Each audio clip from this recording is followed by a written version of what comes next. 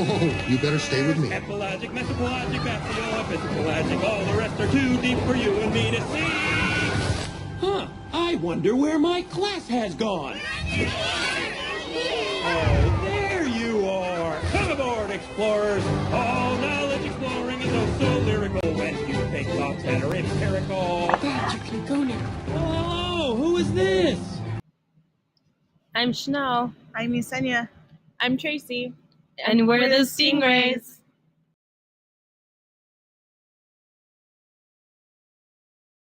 We will first discuss how coral reefs form. They are made up of calcium carbonate and limestone deposited by other animals. But the main reef builders are scleractinian corals. Coral reefs are found on continental shelves. Corals only grow in warm, shallow waters because zooxanthellae need light for photosynthesis and need warm water for reproduction, a constant temperature of 68 degrees. Coral reefs are fragile and are negatively affected by salinity and sediment. The salt in the water makes it too cloudy for zooxanthellae to efficiently perform photosynthesis. Sediment can smother the corals and cause disease. As corals grow and expand, they can take on any of these three forms: fringing reefs, barrier reefs, and atolls. Fringing reefs have three zones: an inner reef flat that is sometimes exposed at low tide, an outer reef slope that is most affected by sediment damage, and a reef crest. This is the part of the reef that experiences the most coral growth than the rest of the reef. We will now be looking into some of the animals that live in the coral reefs. These include the cone snail, stonefish, damselfish, parrotfish, and anemone or clownfish.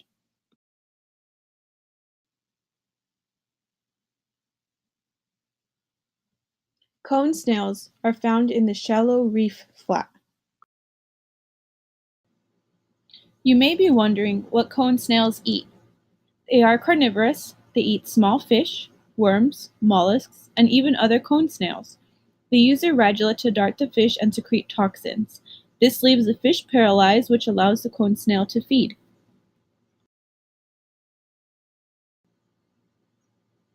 Did you know that cone snails are very toxic and have very brightly colored shells? Their venom has been used in the medical industry to make ziconotide. This is a painkiller 1,000 times stronger than morphine. It is used to treat chronic pain.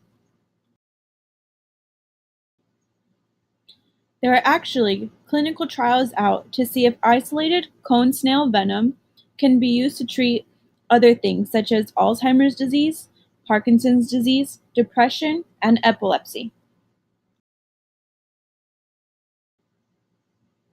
We will now be learning about stonefish.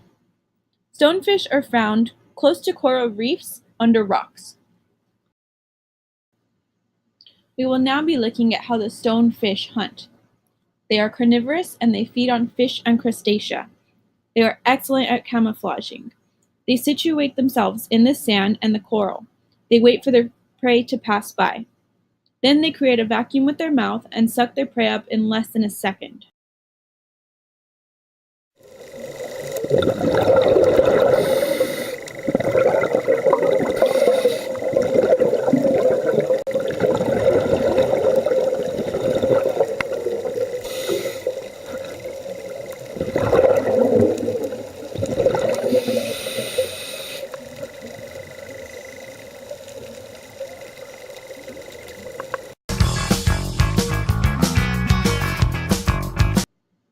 Some interesting facts about the stonefish is that they are the most lethal of all the species of venomous fish.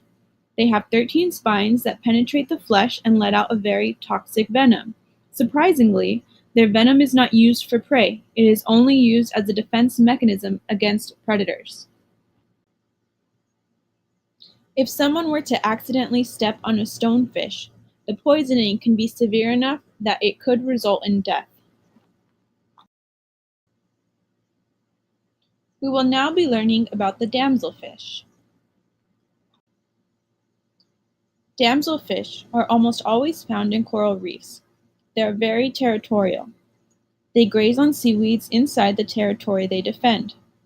They also farm their territories by removing unpalatable algae by pulling them up and removing them. They even remove intruding sea urchins.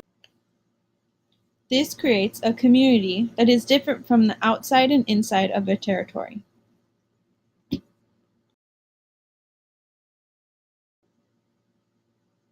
Some interesting facts associated with the damselfish is that they indirectly influence the nitrogen balance in the coral reefs.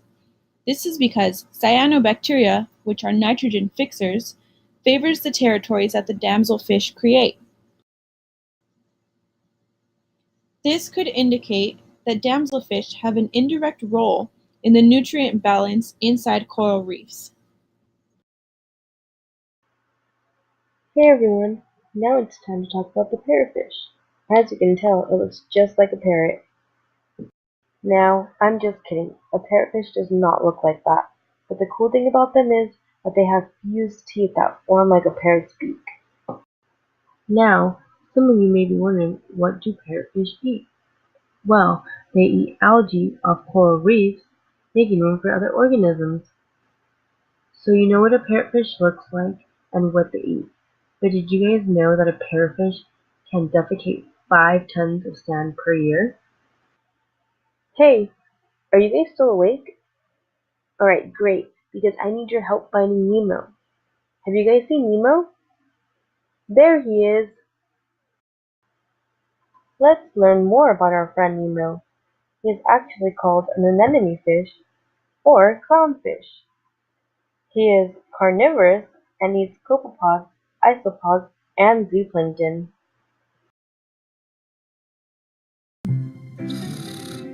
Give me the ratchet wrench, so I can fix it. Ow!